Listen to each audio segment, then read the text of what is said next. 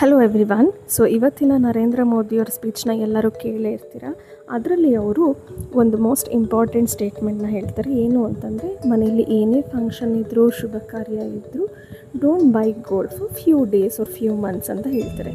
ಯಾಕೆ ಈ ಥರ ಹೇಳಿದ್ದಾರೆ? ಯಾಕೆ ಅಂತಂದರೆ, we don't produce enough gold here. So ಹಾಗಾಗಿ we import most of the gold from other countries. So ಹಾಗಾಗಿ ನಾವು ಬೇರೆ ಕಂಟ್ರಿಯಿಂದ ಗೋಲ್ಡ್ನ ಇಂಪೋರ್ಟ್ ಮಾಡ್ತಿದ್ದೀವಿ ಅಂತಂದರೆ ನಾವು US ಡಾಲರಲ್ಲಿ ಪೇ ಮಾಡಬೇಕಾಗತ್ತೆ.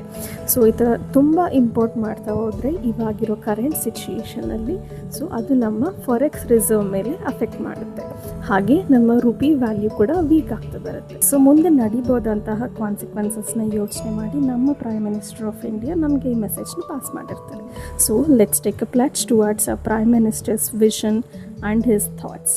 ಸೊ ಇದಕ್ಕೆ ಆಲ್ಟರ್ನೇಟಿವ್ ಏನು? ಮನೇಲಿ ಫಂಕ್ಷನ್ಸ್ ಇದೆ ಅಂತಂದರೆ ಜ್ಯುವೆಲ್ರಿ ಪರ್ಚೇಸ್ ಮಾಡಬಾರ್ದಾ, ಗೋಲ್ಡ್ ತೊಗೋಬಾರ್ದಾ?